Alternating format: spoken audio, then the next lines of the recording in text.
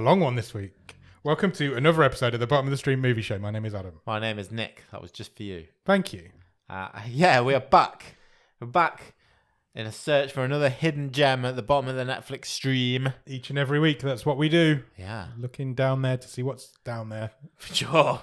What a catchphrase that would be. Terrible English that was. Yeah, we look at the bottom of the stream to find a hidden gem, and every week we'll talk you through a movie and let you know if it is one or not. And this week we were randomly selected by Robin, our randomizer, a movie called Hypnotic. Yes. Hypnotic was released in 2021. It is a 15. It runs for 1 hour and 28 minutes. Currently rated at 5.3 on IMDb and is a Netflix original. And is not the Ben Afflick movie that came out last year that also is called Hypnotic. Oh, is it? Yeah. Is that also on Netflix? No, or is that... okay. Not yet, but it probably will be eventually. This movie star... Oh, I haven't even asked. 5.3 out of 10 on IMDb. Too high. Too high? Yeah. Interesting. Okay. Well, no, actually, that's been a bit... It's... Oh, can we go? Let's get let's into get it to later. it. That's fine. Absolutely fine. This movie stars Katie... I have my reasons. Fine. This movie stars Katie Siegel. She plays John? She plays John Thompson, the guy from Cold Feet. Which movie did you watch? She plays Jen Thompson. Most famous on this show, definitely, for being in Hush, the film that won season 2 of the show. Yeah. She's in everything that her husband Mike Flanagan's ever made, and that's probably what she's most famous for. She's just a brilliant actress. She's brilliant. She's in everything. She's an awesome actress. She's awesome. Also stars a guy called Jason O'Mara. He plays Dr. Colin Mead. If you watched any animated DC shows, you might know him. He plays Batman in all of those. I felt like I recognised his actual face. He's but in maybe Agents of S.H.I.E.L.D. I have seen that. He was in that for most of its run. So maybe that's where you recognise him from. Also, this movie stars Dule Hill. He plays Detective Wade Rollins, most famous for Psych, probably. Psych and The West Wing, probably. Yeah. I love Dule Hill. He's in Ballers. He is usually an absolute ball of charisma. Usually. Yeah, he's maybe a bit shortchanged in this one, but... Written by a guy called Richard Davidio. Do you know who Richard Davidio is? Did he invent Davidio? He didn't invent Davidio. He wrote The Call, but not The Call that we did recently, the one with Halle Berry in. Oh, did he? Yes. How weird is that? What a weird coincidence. Yeah. He also wrote 13 Ghosts with Matthew Lillard. Really? Which is a great movie. Yeah. But I want to talk to you about the directors of this film. Do you know who directed this movie? It was a duo. It was a duo. It was indeed. It was directed by Matt Angel and Suzanne Coote. Matt Angel, is he the brother of Chris? I don't think so. Oh, okay. He has been on this show before. Has he? He has. In an acting role. Right, okay. And a directing role. Oh, this is his third appearance on the show. Oh, two separate roles? Two separate roles. Oh, now I'm intrigued. He is in Funhouse Massacre. No way. Yes, he's one of the main guys in Funhouse Massacre. Okay. And Matt Angel and Susan Coote have co-directed a film that we've done before. Oh, brilliant. Not only a film we've done before, the first film we ever did. Really? They both directed Open House. Wow. How interesting is that? That is really interesting. Yeah, it is. One of Netflix's first movies. One of our first movie. Yeah. And a Netflix original psychological thriller. Yeah. Same as this. Yeah. Open House is not very good, is it? No, not very good. First movie we ever did, all those many, many years ago, 2019, April 2019. Wow. It's pretty much actually not far off the anniversary of when we recorded that episode. Because we recorded it about 2 months before it came out. We got a few in the bag, didn't we? We did. Practice. We recorded that episode about 2 months before it came out, and the first episode of this show came out on the 1st of April 2019. Yeah. So we must be somewhere near our recording anniversary. That means we're going to be 5 in a couple of months. We are going to be 5 Podcast going to school. Yep. Which is probably a good thing. But yeah, those two directed that. But I don't know, when we did the Funhouse Massacre episode, that we made that connection. Up that he had directed the Open House. I would have to go back. I would as well, but I don't think we did. It's not ringing any bells. And I think that might be because we didn't used to go through the cast list right at the beginning. No. Because we were new and we didn't really know what we were doing. But I thought that was really interesting when I opened it Full up. circle. Full circle indeed, almost. Well, not quite. Do you have a one-word review of Hypnotic? Look into my eyes. Okay. Oh, that's creepy. I don't like it. Where does this film start, Nick? In a office tower block. It does indeed. There is a security guard going off on rounds. Yeah, she's going off to check up on the building. Gets a phone call. Her boss says, "Go and check up on the building. Yep. I'll cover you at the desk." Must be yeah. It's a bit of admin to start this movie. When a security guard in a tower block checks a building, Yeah. what do they do? Do they have to go to every floor? Yeah, because it would take ages. It would, wouldn't This it? is And like a proper big... how are you going to do it? You like walk up the stairs to every floor? Or you take the lift to every floor? Surely you've got a security system like to do that. You're not going to do the rounds of... I went to a meeting the other week in a city, and it was at one of these huge tower blocks. Right. And like had a proper like... I have to say, yeah, I'm here for this meeting, this company. And they're like, oh yeah, you need floor, whatever. Yeah. And they got someone to walk me to the right lift because certain lifts only went to certain floors. Oh, wow. And like, I thought similar then. I was like, who's looking after this? Yeah. But you can't walk around the whole thing at night. It would take you all night to walk around. Yeah, exactly. So if you start at the who's top on the floor, desk? if you start at the top floor and you start your rounds there, on the bottom floor, you've got like hours before you could do a robbery for hours. Yeah, exactly. It's weird, isn't it? I've never even given it any thought until I thought about it during this movie. And it's no relation to this movie whatsoever. It's just how the movie starts. And because we meet a lady at this point. Andrea. She is scared. Yes. She's scared that somebody is watching her. So she makes a telephone call to a detective that she knows. Yeah, Detective Rollins. Indeed. Not Henry. Or Seth. No. She then gets in a lift. I don't think he answers. And she gets in the lift and he calls her back. No. He doesn't answer. He doesn't answer. He also doesn't call her back. She gets in the lift and she gets another telephone call. And the voice on the end From of the line. From an unknown number. Yeah, which she answers. And the voice on the other end of the line says, "This is how the world ends." Yeah. And then the lift that was moving stops. It starts shaking, wobbling, and then the walls start closing in on Andrea. They do. And she is screaming. She is freaking out. She's having trouble. And then she gets crushed. Yeah. And then the title card hits, and we never see her again. We do not. From there, straight out of the title card, we meet our main star of this show, Jen, played by Katie Siegel. She turns up at her friend's house. She was Jen with a double N. She was Jen with a double N. By the way. She is in the IMDb credits as well. There you go. She turns up at her friend's house. Her friend is having a party. Yes. A housewarming party. Yes, indeed. And her friend seems slightly surprised to see her. Yes. She's like, I don't think we were expecting you, Jen. Yeah. And she's like, why is that? Because Brian is here. Your ex. Your ex is here. And she says, my husband invited your ex because... we didn't think you were coming. Yeah. So it feels like Jen should have been invited and is like the number one choice out of this couple. Yeah, and I think I got the impression that it's like a whole, I didn't reply, I didn't know if I would come, but I just thought, no, I'm going to give it a go. I'll come over. Yeah. Jen is a little concerned that Brian's there, but she's not. She goes in. She's like, happy to join the party.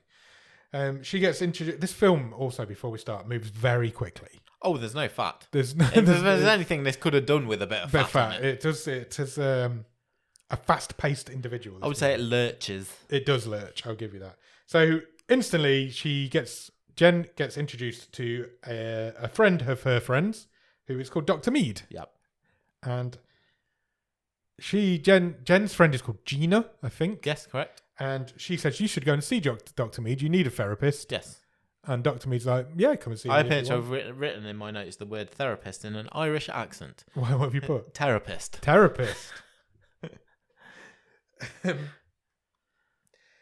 Then we cut to like they're at dinner. Yeah. So this seems to have turned from like a house full of not raucous, but a house full. I thought it was like the dying embers of a party. Oh, maybe. I thought it was like the end of an evening.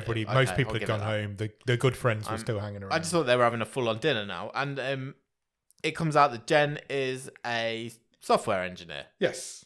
But she's currently looking for work, I believe. Yes, she's out of work currently. Brian's still there. They're sitting around the same table. Yeah. They're being what's the word I'm looking for there? Congenial to each other. And Jen actually then saves Brian's life. Yeah. Because he's about to eat some canapes that's on the table.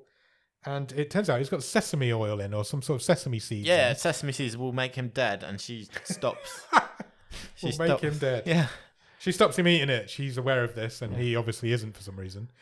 But he's like, I'm just going to leave my EpiPen here on the table. Yeah. Just in case. How Brian didn't know to check. Sesame's quite strong smelling. Yeah, it is. Especially if it's like sesame oil. Yeah. Yeah. Anyway. I use a lot of sesame oil. I like it. Good. If you've not got a sesame allergy, you can come here for dinner. Yeah. Good to know. And the party, like you say, starts to break up. Breaks up a little bit. Dr. Mead's about to leave. Before he leaves, he gives Jen his card and says, look, if you do want to come and see me, Yeah, no pressure, but here's my details. here's my details. Have you ever had a business card? Me personally? Yeah. No. Okay. Have you? You got business cards now? I bet you have. No, I haven't. You're a high-flying No, I businessman. haven't. Have you not? I haven't. Oh. Someone new joined us recently, and he was like, "Can I have some business cards?" Really? So one of the team got him some made. I've never. No. I've never needed them. I'm not in the sort of don't job feel where I that's would for me. need them, but I'm surprised you don't have them. That surprises me. I thought you'd be that kind of guy. I'd have bottom of the stream business card. I'll make some. I did design some ones. They've got like a QR code on the back Yeah. that you could scan to get to Spotify. So maybe I'll just send some of them to people. Okay. Anyway, We're so easily distracted in boring films. I mean, in film chats. Before he leaves, Brian and Jen's waiting outside for an Uber. yeah, she's waiting for a Uber. It's going to be 20 minutes. It's a bad Uber. I know. And Brian kind of... He just goes straight in there with like, "I miss you." Yeah, he does. He's And like, she's like, "Oh, fucking give it a rest, man." yeah, because she's like... Don't go straight in with that. She's like, you can't say that to me because that makes me sound like the bad guy and Yeah. I'm not the bad guy. But then she's like, but you're not the bad guy either. We're just Yeah, neither of us because are I bad thought she guys." was going to say like, "You've had an affair," Yeah. and yeah. But then he offers her a ride home, which she turns down. And he's like, "Come on." Come on, take this ride home. I mean, why her mates had made her wait outside? I'm not quite. Yeah, that was weird as well. It's like, but that's going to be 20 minutes. All right, see you later. Yeah. She does accept the ride, we assume, because Cut to the morning. They're boned. and she's had a ride, yeah. And there's a note on the pillow from him. So he's not only boned her, he's left her, and Yeah. sort yourself out, chicken. And it says basically, "Didn't want to wake you. Call you later." Yeah. She's very angry with herself. She goes and meets Gina for lunch or breakfast or brunch or whatever women do. And she meets her and she calls herself stupid. She's like, "I can't believe I've done that. What an idiot. I just about got over him and now I'm back in there." And Gina, who presumably is on commission, Yes. is like, "I really think you should go and see Dr. Go and Mead." see Dr. Mead. He's not a creepy bad guy. And she does. She agrees to go. She says, "Okay, once. I'll go. I'll go once. for you. For you. For your to commission, I will go." Shut you up. Yeah. I will go. And then instantly we go there because, like we said, there's no fat in this movie. She instantly arrives at the office where he conducts his sessions, which is... But this is one of the points I wanted to make about this film. So, at the minute, we've seen Dr. Mead a couple of times. He's just dressed like normal clothes. Yeah, he's a normal therapist. And then later in the film, it's just he only appears in the dark with black polo necks on. Yep. And then She gets to his office. there's nothing subtle about this. And here, she arrives at his office, and you're like, it's fucking Dr. Evil's lair. I was just going to say, the only way you can describe it is it's somebody evil's lair. Yeah. It's all blacks and reds. There's all touch buttons all over the walls. It's like super futuristic like therapist sci-fi, on the Death Star. evil lair. Yeah, evil lair. So she gets there. She doesn't find this weird. I would have walked out instantly. Yeah. Don't go into an evil lair ever. And she's sitting there on the evil lair couch waiting for the evil lair man. And this crazy lady comes out, who's a previous patient of Dr. Mead's. Yeah. And she's like a bit shaky. And yeah, she's like, "Oh, this guy's incredible. He will, Yeah. he will whatever you're here to she looks need like she's fixing." barely holding it together. Yeah, she says, "Whatever you're here that needs fixing, he will fix it for you. He's a genius." Then she goes in. She sits down on the couch. It's inside the office. It's not too bad. It's still dark and dismal, and he's got a fish tank, hasn't he? It's all a bit Patrick Bateman. It is all a bit. That's a very good way to describe it. So she sits on the couch. He asks her some questions. He asks her about Brian. We find out what happened. So it turns out she had a stillbirth at 6 months. Yeah. And they their relationship couldn't sustain it. Yeah. They had to mutually agree to split. But they'd been together a long time. She said since college. Since college. So it was a long relationship. Yeah, it was a long relationship. But they couldn't survive that. So they didn't survive that. He doesn't really give her any sympathy. He just says, "Have you thought about being hypnotized ever?" Yeah. And that's why he's stroking his evil genius chin. And she's like, well, no, because I worry about not being in control. Yeah, I like to be in control. And he says, you're always in control under hypnosis. You control your own destiny. And he eventually talks her into it. And then he's like, right, well, let's do it now then. Yeah. Because, again, we don't do any waiting around in this movie. And he puts her under. And then instantly she wakes up. It's an hour later. It's an hour later. We don't see what's happened. But he says to her, you were a lot more open to that than you imagined you would be. Because you've done whatever I've asked you to do for the last hour. And then we cut to her in her flat. Yep. And I'm like, oh, she's back home from the first therapy session. And then I think she's on the phone. Yeah. And she says to Gina, I can't believe I've been seeing the therapist for 3 months. They're doing yoga together, aren't they? Yeah, that's it. They're doing yoga together. And she's like, she just drops it in casually. I can't believe I've been going there for 3 months. I said I was only going to go once. I'm like, what? It was so strange. And she's like, and I got that new job. And I'm like, what? What new job? I didn't know you were up for a new job. Yeah, we've just cut to 3 months later, but with no context. Yeah. We're just like, okay. And I know we complain. You complain a lot when it's just you get the subtitle of 3 months. 3 months later, but this was like the other extreme. It was. I don't mind it when somebody says, "Oh, it's been a few weeks now," but this was like, boom, it's been 3 months. It's because the dialogue was so clunky. Yeah, because it literally Jen is scripted to say, "I can't believe I've been seeing Dr. Mead for 3 months. Oh, and I got that new job. I start next week." Yeah, it was all very strange. And she's over Brian. She's happy. She seems to be in a good place. She's completely over Brian. She's fine. She's having dreams about Dr. Mead now. She's dreaming that she's in bed with him. I put their like dreams / flashbacks. Yeah. She thinks they're dreams. Yeah. They are flashbacks. She's having like sexy dreams about him. Yeah, she's having sexy dreams about him. And then she goes to a shopping mall. Oh, she stares wistfully at a kid. She does stare wistfully at a kid. A bit creepy. Point. Yeah.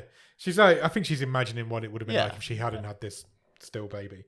And she bumps into Dr. Mead in the shopping mall. Yes. And she tells him she's got this new job. He's very happy for her, and they go for a coffee. He instantly says, would you like to come for a coffee? Yeah. At which point she should have gone, that's not professional. Yeah. No, thank you. No, thank you. You're my therapist. Yeah. But she doesn't say that. She goes, yeah, sure, let's go for a coffee. And then they're having a bit of they have a bit of back and forth. Bit flirty banter. Yeah, he tells her his story. So he's a widower. He has a child. And he's in his early 40s, I think, but he's 46. 46. So he said the love of his life died some time ago. He asks her again about Brian. This guy's a little bit obsessed with Brian. He starts therapizing her in the coffee shop. Yeah, which was also dark and dingy and weird. And she said, "Look, I've been avoiding him. I don't really want to talk to him. I've been screening his calls." He says, I think it would be good for your mental health if you were to clear the air with him and just tell him sort of, there's no blame, but yeah.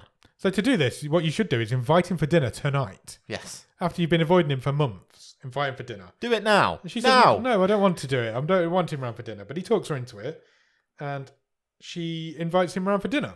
Yeah. And then she goes to a supermarket to pick up some supplies. She's got to cook the dinner. Yeah, she's got to then cook the dinner. And she gets a phone call just as she's about to go into the supermarket. Yep. And then the screen cuts to black. And the next thing we see is Jen sitting at the dinner table. In a trance. In a trance, yeah, with a meal prepared in front of her. 2 meals. 2 meals prepared in front of her. But no one's sitting opposite her. And you can hear some noises behind her. So she kind of snaps out of this trance. She's like, what's that weird noise? How am I back in my house and where's this food come from? Yeah. And when she goes to investigate what the noise is, she finds Brian unconscious on her bathroom floor. Choking on his own vomit. And she's like, oh shit, Brian's had some sort of reaction to whatever's been going on here. Where's your EpiPen? And she injects him with his EpiPen. Yeah. And the next thing we know, he's in hospital. Yeah. She is outside speaking to Gina. I think they're on a bench. And she says, look, I'm quite worried because I have absolutely no memory of that evening whatsoever. Yeah. She says, I can remember being at the store. Yeah. And then the next thing I can remember is sitting at the table. I can't remember anything else. And Gina's like, oh, it's been a really tough time for you. You've been going through a lot. Yeah. I'll take you home. And I thought, oh, has Brian died at this point? Because they don't explain that he has. No, they don't. Like, the way Gina was acting was like she was like consoling her friend. Yeah. So she takes her home. And she goes to the next scene. She's with Dr. Mead again. She's having a therapy session. And Dr. Mead says, how's Brian? And she says, oh, he's been unconscious for 8 days now. And I'm like, this movie is flying. There is nothing holding this movie back. It's like it's been shot out of a cannon. But she still has no memory of the evening. Imagine if you watched it on like double speed. You'd be I felt like I was watching it on double speed. Yeah, I know. That's what I mean. And she says, look, I've got no memory of this evening.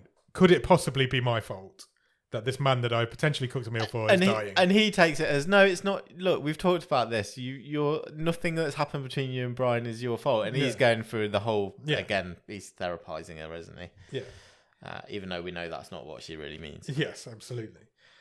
He talks her into being hypnotized again. She says, don't fear hypnosis. It's doing you wonders. And then we cut away from that and she's now back in her room. Yeah, and there's like a bit of I wouldn't say it was quite a montage, but there's a lot of sort of flashes of her almost like dream sequences again. Yeah. Flashbacks, and they're all in some way involve or include Dr. Mead. Like she's in a nice dress, isn't she? The film's making out that she's like falling for him. Yeah. But she isn't. Then she is at home and she realizes that maybe she did poison Brian.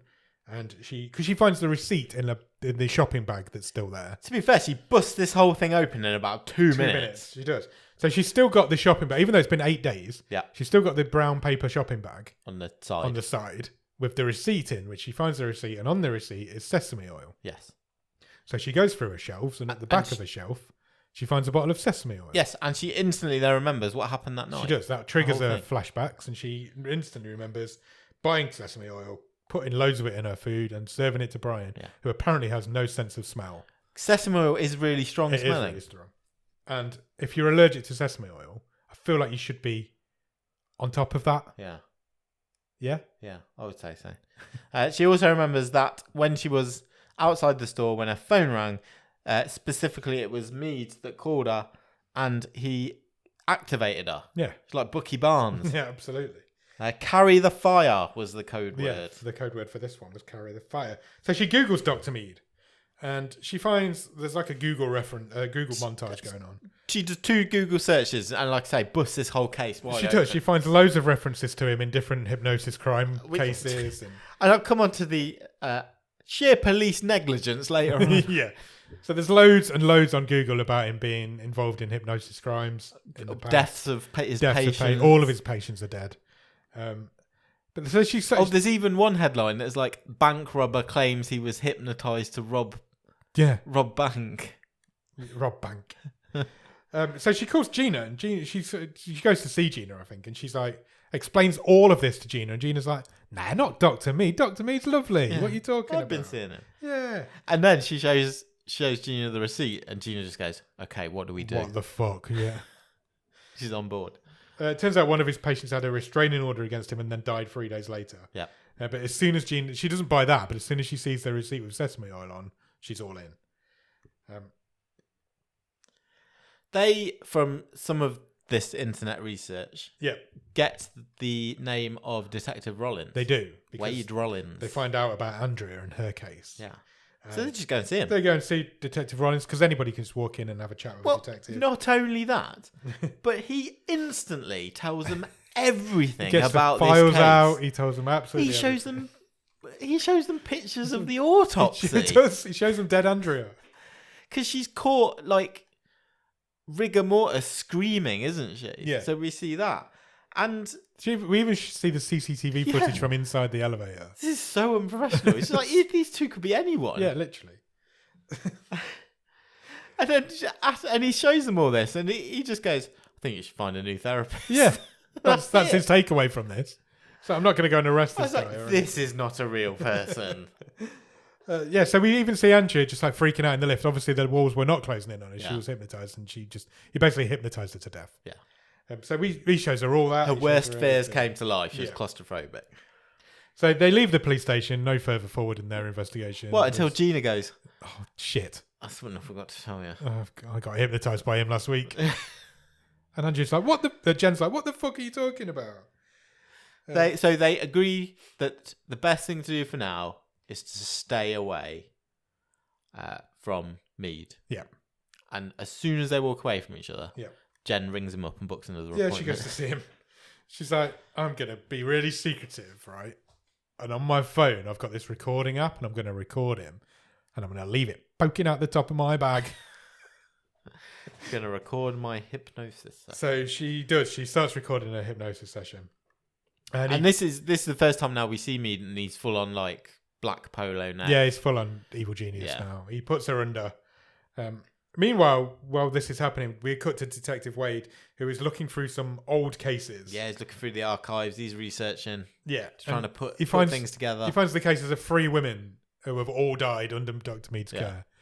And suddenly he's putting his case together. He's not put it together before, The death of Andrea didn't trigger this. Just 2 women randomly turned up his office did. Jen then leaves her appointment with Dr. Mead and goes back to her car and goes, I'm going to listen to the recording. This will be really interesting. See what I've just done for the last hour. Obviously, the first thing Dr. Mead says to her on the tape is, Why did you come here? Why did you come here? Are you recording me? And she says, yes. And from then on... He says, why? And she says, because I don't trust you. Yeah. And he says, why? And he says, have you been to see the police? She says, yes. Yes. So her whole plan is scuppered by the fact that Dr. Mead's not an idiot. She then realises that Gina might be in trouble. Because... I don't know why, but he knows they'd both been to the police, so Gina must be in imminent danger. So she calls Gina on her phone. Gina's in the car with her husband. Yeah. And I think he was called Scott. And Gina's driving, yeah. Gina's driving. So she's like, I can't talk now, Jen. I'm going to meet some clients. Call. Yeah. Whatever. And Jen doesn't explain to her why she needs to go home. She just says, call breaks up, though, to be fair. It does, but at no point does she go, Dr. Mead's an evil genius, you need to go home. Yeah. Don't answer the phone to him. Because that should be what she says as soon as Gina picks up the phone. But she doesn't. She just goes, you need to go home. Why? I'm not going to tell you why. I haven't got time. I'll explain later. Go home. Just go home. Yes, but you could have told me in this time when you said you couldn't explain, you could have explained. So she doesn't explain. Gina's phone rings and the client that she's waiting for calls her. And so she hangs up on Jen. And it's Dr. Mead. Yeah. And he uses his trigger word, which is, this is how the word ends. This is how the world ends. And instantly then, Jen sees a tarantula on herself. Yeah. And she starts freaking out. And she's properly freaking out. Scott's freaking out because he's pretty useless in this what the fuck's going on? Why is my wife freaking out all of a sudden? And then she just decides to drive into a lorry. Yeah, drives through a stop sign into a lorry. Yep. Both dead. Both dead. Jen turns up on the scene just after them. Yeah. I don't know how she knew where she was. No, not me. But the police hold her back, and we gather from this that both of them are dead. And they are. Detective Wade then goes to meet Dr. Mead. He tells her that Gina's dead. They're very friendly, aren't they? They are, like they've met before. Well, they have. They have. Through the investigation. But he says, look, one of your patients has died this afternoon, and her husband also has died this afternoon. Yeah. And he's like, did you ever hypnotise Gina? And Mead's like, yes, I hypnotised her for arachnophobia. She had a fear of spiders. And Wade says to him, all of the patients that you hypnotise are dead, aren't they? Yeah, she's like, I found a pattern, like he's fucking Sherlock Holmes. He's like, anyone you've hypnotised, dead. Dead now.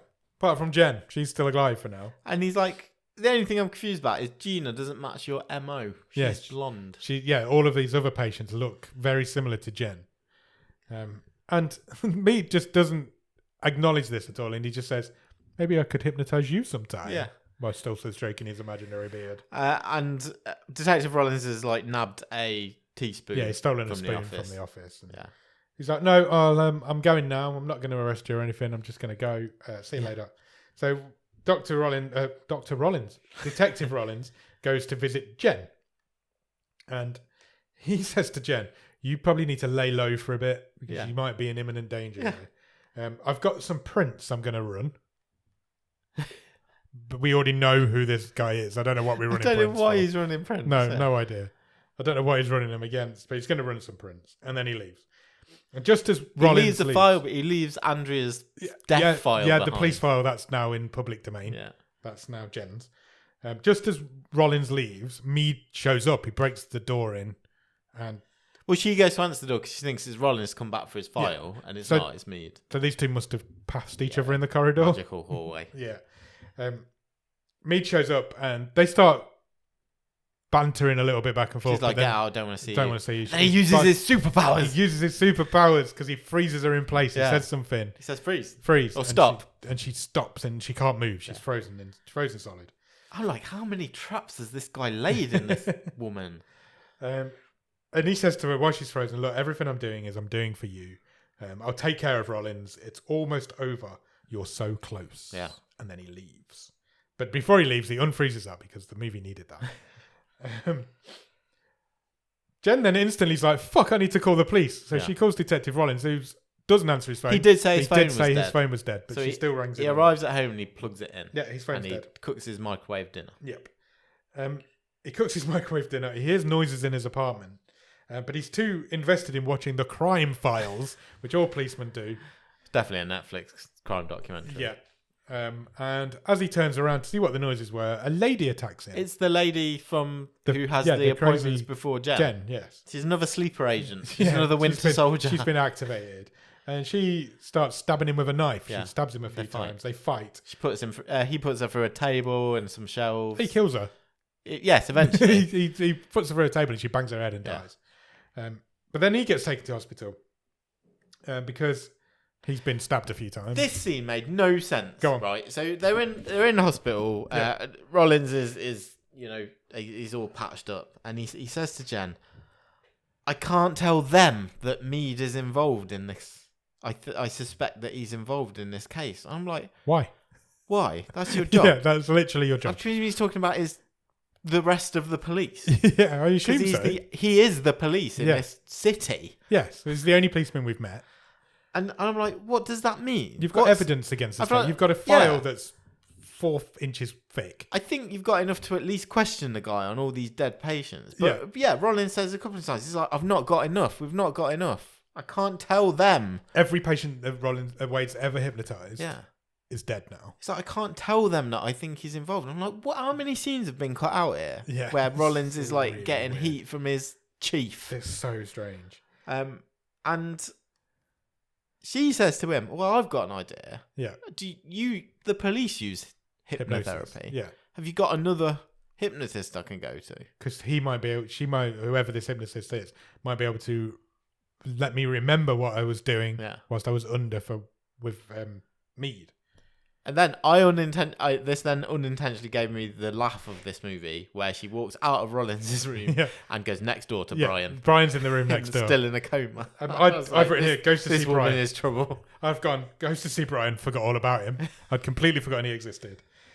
So she goes to visit him just to see. He's still in a coma. He's been in a coma. Yeah, and she's like, "I won't give ages up now. on you," all this sort of stuff. But this, it just made no sense when Rollins is going, I can't break doesn't. this case. It's too It does. What also like doesn't make sense. it goes right to the top. I'm like, what are you talking about?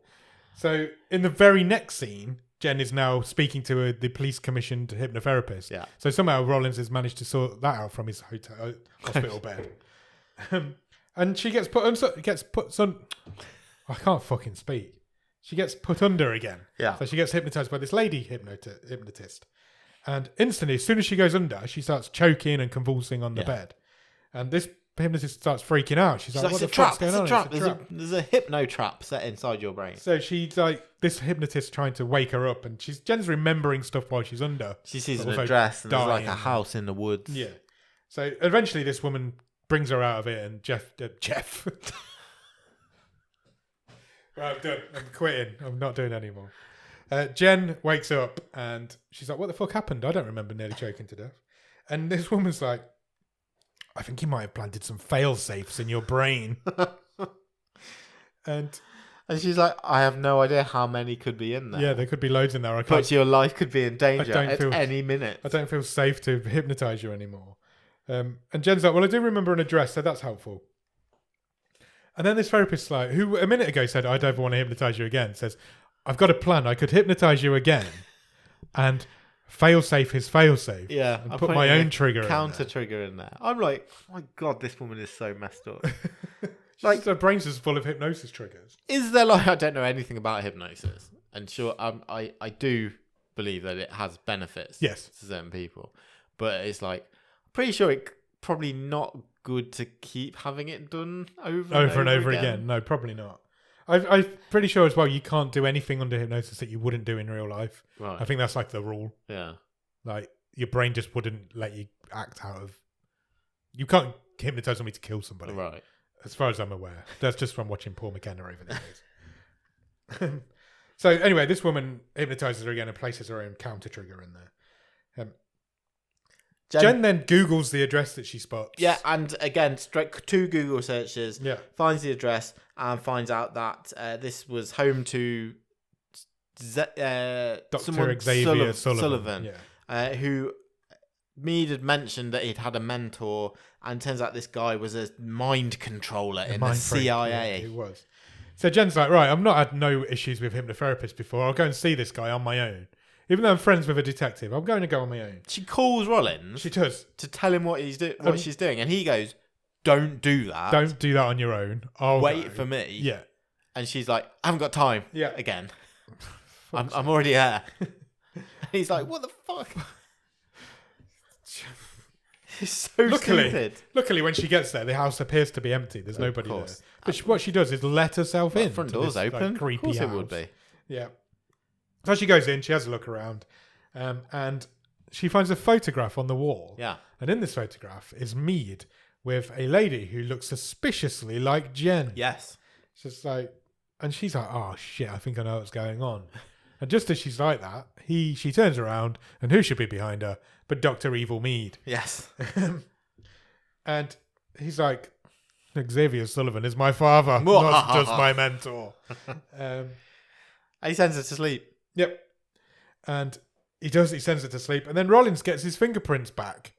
And they turned out... He's still in hospital bed. He's still in hospital. Somebody rings him in the hospital. I don't know how he's got this spoon to somebody. And it's like, oh, these fingerprints belong to Julian Sullivan. But that doesn't mean anything. It's like... The only name Sullivan means something to him is because Jen's just said the name Sullivan to him 2 minutes ago. But that instantly he goes, oh, that must be Dr. Mead's real name. Xavier Sullivan must be his dad. He just figures the whole thing out. But it's dropped like it's an absolute bombshell twist. And it's like, mate, I only just found out he was his dad in the last scene. The last scene, yeah. So you're telling us this. We're like, this isn't a bombshell. Why has he got a fake name when Jen just Googled his current name and all the murders came up anyway? Doesn't make any sense. When we cut back to Jen, she's no longer in this house. She's now in Mead's office. Yeah. So she calls Rollins and somehow gets to call to him and says, look, I don't know where he's gone, but I'm in his office. Get units to the office. And Rollins like rips his drips out of his arm. I'm like, he's not going to get any units there. He's the only policeman in the whole city. A minute ago, he wasn't even prepared to talk to other police people. But no, he gets a SWAT team. Yeah. He gets all sorts of stuff going on. He has called in some favours because suddenly there is a whole convoy of SWAT. The same man who a minute ago wouldn't talk to any other policeman about Dr. Mead. Now he's sending convoys of SWAT teams in. And they all turn up at the office. Dr. Mead then wakes Jen up. And it turns out she's not in his office. She's in his bedroom. In the but house she in just the woods. was being hypnotized to think that she was in his office. So obviously, when the police break the office door down, there's nobody there. Which instantly makes Rollins go, fuck, she must be at his house because that's where she said she was going, not the office that's clearly miles away from his house. So he figures that out because he's like super cop. She can't move. She's sitting on the bed. And he's like froze her again. Yeah. And he's got her in this nice red dress that obviously he's doing this because she reminds him of his wife. Of course. And all the other women who looked like Jen also reminded him of his wife. Yeah. But he's either accidentally killed them people or intentionally killed them people or something's gone wrong. Hypnosis didn't But this time it's working. And she realizes she's been there before, but she's never been there before. Yeah. And because she realizes that he's been implanting his wife's memories into her brain. Of course he has. Because that's a thing. And she's like, I think you're insane. And he's like, I'm not insane. I'm a genius. And it's my wedding anniversary. Yeah. I can't be insane. That scene is one of the clunkiest movie scenes I think I've ever seen. It was just like, what is going on? Yeah.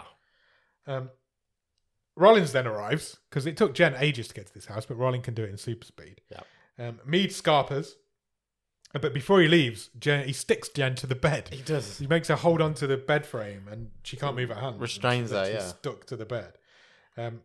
But apparently, if you concentrate hard enough, you can break free from hypnosis. Again, I laughed because Rollins went in and she's like, help me, free me. And he's like, I'll come back for you. Yeah, no. I'm going after him first. I'm not going to help you. I'm going to go and find the killer guy. And then for some reason, strobe lights just were on everywhere. Me turned the power off, but for some reason also turned on the strobe lighting that's in the house. And Jen really concentrated on getting her hands off the bed. Yeah. And eventually got her hands off the bed. Yeah. Then there's just a big man fight. Yeah, there's a big man fight. Rollins gets struck from behind, which triggers the fight. Jen comes running into the middle of the fight, but Mead just says one word and she stops and falls to the floor again. She sends her to sleep. Yeah. But she's fighting it this time. She's fighting it. She doesn't go fully under. She's like lost control of her body, but she's still awake. So she's crawling forward to this gun that Rollins has dropped. Yeah, Rollins has dropped his gun. Mead's choking Rollins out. Rollins is on the floor. Mead's on top of him, choking him out. Jen gets to the gun, lifts the gun, fires the gun, and the screen fades to black. Yeah. And then the next thing we see is Rollins waking Jen up On the sofa. And he's like, he's gone. It's all over. Yeah, he says, You don't need to you're a worry good anymore." shot, and the backup's on its way. Yeah. So he gets her a nice blanket, he puts the blanket around her, and he says, "There you go, my love." And that was Mead's, what he'd called her before a few times. So she's like, that doesn't sound right. Yeah. But also, the trigger that the police hypnotist put in Jen's head was if she hears the words "my love," She'll see she will the wake reality. up, and everything that Mead has done to her will fade away and disappear, because that was her alternate trigger. Yeah. Which is a really fucking risky one. Massively. Because he'd only said it once before. And surely the trigger should have been, if Mead puts you under hypnosis, don't go under. Yeah. That's the trigger, surely. And she realises that this guy who's Rollins isn't Rollins, it's Mead. Yeah. And she's been tricked again. Because Rollins is bleeding out in the corridor. Yes. Because she shot him by accident. So she wakes her up, she knocks him out, she knocks Mead out and runs away. And she goes to find the injured Rollins. And Rollins has an ankle gun on. Of course he has. He's got an ankle holster. And he's dying. He's like, looks into her, he's like, ankle. Just like that. So she grabs his ankle gun. She spins around just as Mead comes in and shoots him twice in the chest. And he falls into like a hypnotist's chair. Yeah. And dies. I guess so. Because then the film does say... I was pretty sure we were going to see him back. Yeah, me too. The film does say 1 month later. Yeah. This time we've given some instructions. But I don't think we needed necessarily the caption, because Jen's now got a completely different hairstyle. Yeah, she's in a the new only office time that at we work. didn't need the caption was this time. Yeah. She's got a completely different hairstyle. She's living this new job. She's having a great life. She goes to visit Brian, who's still in hospital. He's Still been in a under coma. for months now. She apologises to him, and she goes to see Rollins. Surely she would have been like put on trial for attempted murder of Brian. Would she? Don't know. A month later, would this all have been tied up nicely? How would anybody know? Do people know why he's in a coma? Is it attempted murder if you accidentally poison somebody? True. I don't Who know. knows? Yeah. Who actually They'd know knows that he's it in was sort her? of like shock, like allergic Yeah, shock. no, unless she'd admitted it to Rollins, Exactly. no one would actually Nobody know, would would know. they? Yeah, good point. So, Okay, I can see it. I'll let it fly. Plus, Brian's been asleep the whole time, so he can't say anything. So she then goes to see Rollins, who's had a job promotion. He's got a new job as well, yeah. And I was sure at this point this was going to be Mead. Yeah, I thought And there I was was one like, more here's your, twist one, there. your killer returns for one final scare. But no, he just gives her a CD on hypnosis. Yeah, So she can like, start so she can start hypnotising herself. good And- one. Yeah, he gives her the CD and she goes, well played. And that's how the film ends. What did you think of this film? I didn't understand why these good actors are in this film. I think that's exactly what we said when we finished the open house all those years ago. Because it's so It's clunky, isn't it? TV movie. Yeah, it is. There's no effort been put into making this story make sense. I'd love to know if there's some stuff on the cutting room floor, because I don't believe Dule It's an hour and Hill, 40 minutes long. Dule Hill and Katie Siegel. Katie Siegel aren't reading this and going, yeah, that's a good script. Yeah. It's weird, isn't it? I wonder if it's like... It's some sort of- nonsensical at times. Yeah, it doesn't make any sense. It's like somebody's written a script and nobody's checked it. It's like, we'll just I think it was at the point where Netflix were just churning shit out. Movie a week. 2021 was the year of movie a week. So it's like a lot of shit was coming out of Netflix at that time. But this is like, it's so haphazard, isn't it? It's like all over thrown the place. together. It's so pacey as well. It never stops to breathe. It's like, boom, you should go and see this therapist. Oh, you're at this therapist. Oh, you're being hypnotized. Oh, he's an evil killer. And it's like, all that happens in like 10 minutes. If you told me this was like written, shot, released in the space of 3 months, I'd well believe it. Oh, it probably is. It probably is. All that being said, though, I didn't hate it. Me neither. It's an enjoyable ride. And It made me laugh a couple of times. Yeah, It's not like... I'm sure there's people out there who don't look into movies as in depth as we do who will be enjoying this movie. I would rather watch something like this than something like the ones that... this did take itself seriously, but there was stuff there to laugh at. Yeah. Whereas I'd rather watch something like this than those things like Secret Obsession. Yeah, some of the shit we've watched. The one where the architect was at a secret sex dungeon. That was His Secret wife didn't Obsession, know. wasn't it? Was it? I don't know. They're all the same. Yeah. And then what was the one with Brenda Song in? Secret Obsession. No, they're two different movies. Oh, You're screwing me over now. They're two different but same movies. Yeah, I don't know. but what they were boring. Yeah. Do you know what I mean? They Yeah, were yeah, dry and plodding, and this isn't that. Even though it's probably like a close relative of those sort of movies. It's a very, very close. Because relative. this gives Katie Siegel, a great actress, nothing to work with. It gives Dule Hill, a good actor and a really charismatic dude, nothing to do. I've never seen Psych. What was the other thing he was in? West Wing. West Wing. I have watched West Wing, but not like for years. I don't really know a lot about Dule Hill. And now you're telling me now that he's really charismatic. I would not. No, you wouldn't. I would never have known that. No. From this movie, because in this he's generic detective who's really bad at his job. Yeah. And that's all I was like, oh, okay, this guy's really overhyped. Yeah. Whereas I know Katie Siegel is good, and she tries her hardest in this, but she's got nothing. They give her nothing. Yeah. And yeah, it's such a weird movie. It is. It's. I think haphazard is the best word for it. It's just.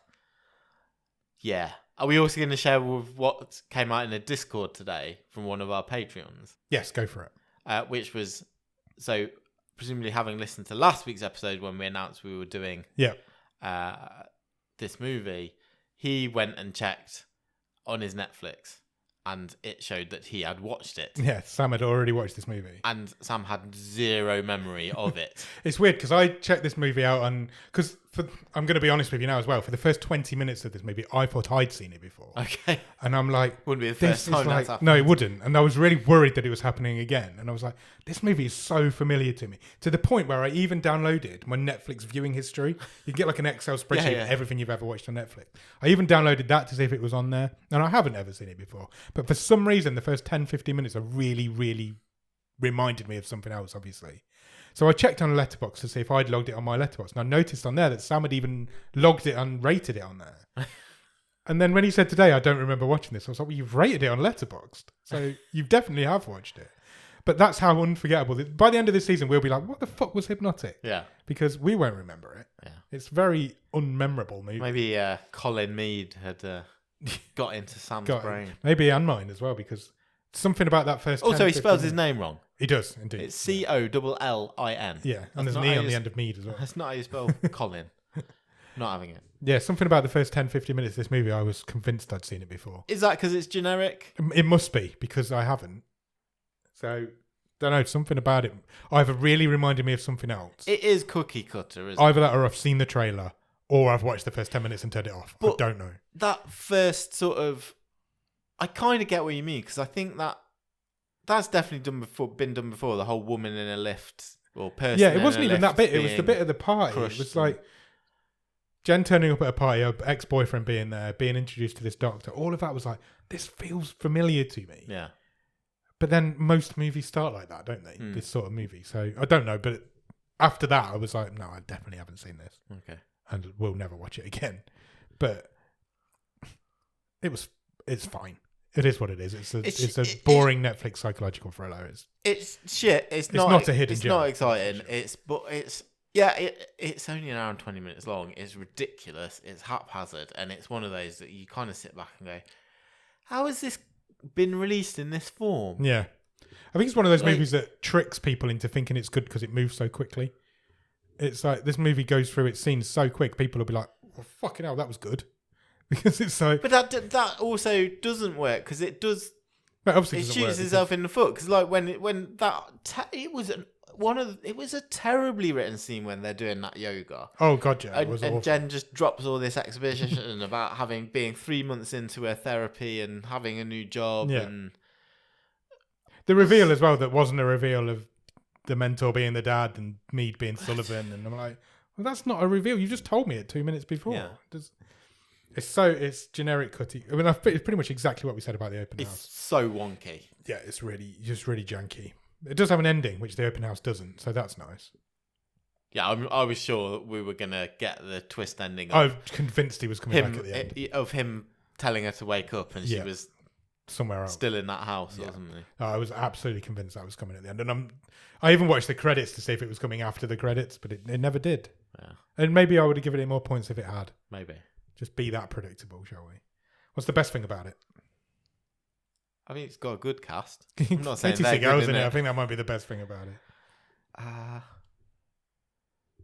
It's It's not... it's quick.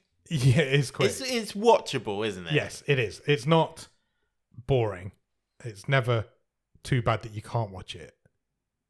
Is that a good thing? I think it might be. I think we're clutching the straws a little bit. Yeah, I think you're right. What would you change about it? It Give it needs- an extra 20 minutes, it change the needs script, rewriting. and yeah, You at can least edit the script. make it more foreboding. Don't Yeah.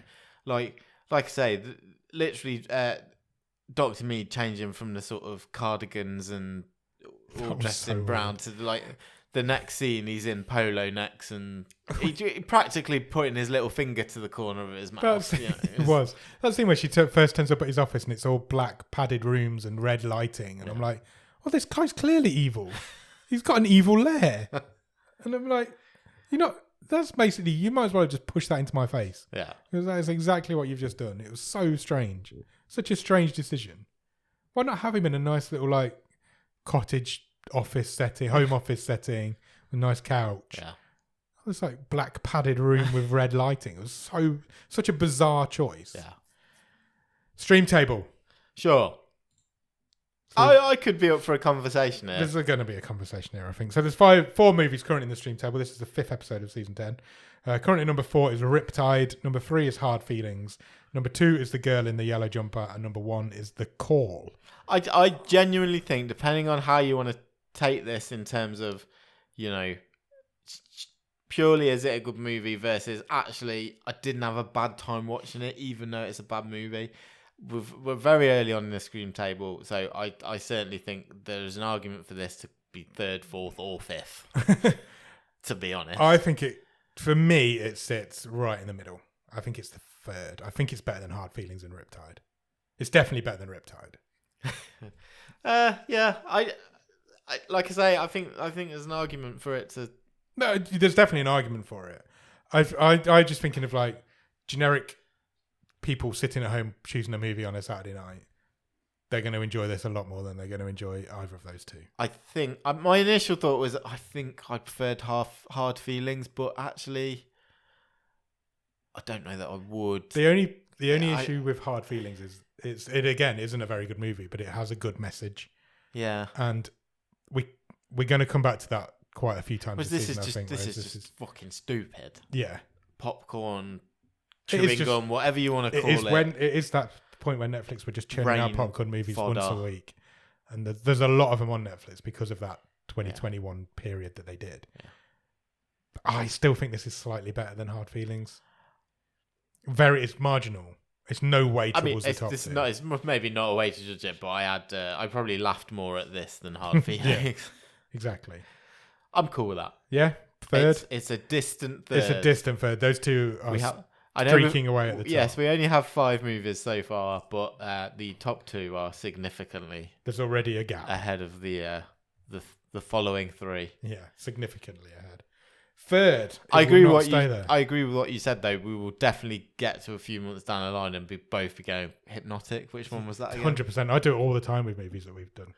Like there are movies like Secret Obsession, and I cannot think what that one's called.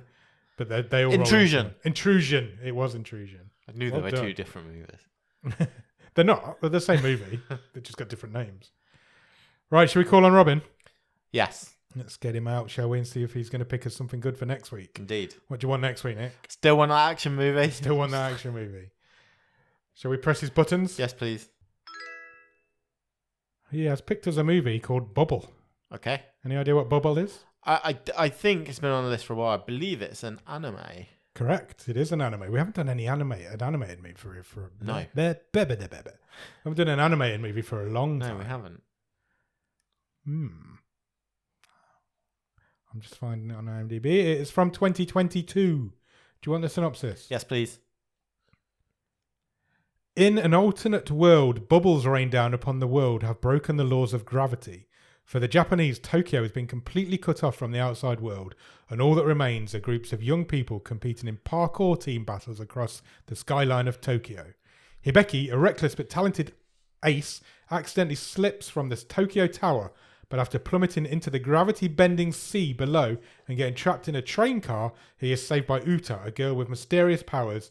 What bonds the pair together is their ability to hear a sound only audible to them. You had me at parkour team battles. Yeah, Japanese anime movie. It's an hour and 40 minutes long. 6.3 on IMDb. Okay. That's quite low for an anime. It's 1 point higher than Yeah, Hypnotic. it's 1 point higher than Hypnotic. That is true. Yeah, that's unusual. Robin's not given us an animated movie for a long time. No. Cool. So yeah, I'm excited. I'm excited for that as well. So yeah, go out and watch. I know Ross Cook will be really excited for that as well. He's probably already seen it. 100%. So go out and watch Bubble. And in the meantime, check us out on Instagram and Letterboxd. Our usernames are at BOTS_podcast. If you want to drop us an email, our email address is bottomofthestream@gmail.com and our website is bottomofthestream.com. On our website, you will find every episode we've ever recorded, loads of other cool stuff, all of the stream tables, and you can even get some merch if you want to buy a Bottom of the Stream. Bottle of sesame oil. Bottle of sesame oil. Bottom of the sesame oil. Wow. I've been talking for too long. After you've done that, head over to Patreon, patreon.com/bottom of the stream. On there for £5 of your English pounds every month, you will get early access to episodes. You will get bonus episodes. You will get access to Discord, a secret area of Discord. Yeah. And you will also get a wild card, which means you can give Robin the week off, pick us a film to watch. We'll watch it. If you pick the best one of the season, you will win a prize. And then when you've done all of that, head over to Discord. The Discord is a wonderful group of wonderful people who will chat to you about anything, talk to you about all sorts. By this time the episode comes out, we'll have done a watch along on Sunday night. We will. But the first Sunday of every month we do a watch along where me and Nick will sit and watch a movie with you. And yeah, loads of cool stuff happens in the Discord. The Discord link will be on the bottom of the show notes. If you can spare a few minutes, please consider leaving us a review and a rating. Anywhere you can review and rate podcasts, we're on all those places. That is places like Podbean, Podchaser, Apple Podcasts, Spotify, and all the hundreds of others. We're on the big ones, we're on the small ones, we're on the ones in between. It really helps get the word out about our podcast, gets us more listeners, gets us more people in the Discord, and that means it gets us more friends. It does indeed. That's what we're all about here. It absolutely is. Yeah. Cool. Another week done. Another week done. 5 weeks into season 10. Yeah. It's flying by. Fifth of the way through already. We are indeed. So yeah, go out and watch The Bubble. No, don't do that because that's that Netflix one about lockdown. Go out and watch Bubble. And in the meantime, now I've done all that. Go out and watch Bubble and we'll be back next Monday for The Wave and next Thursday for the movie show. Cheers. Bye.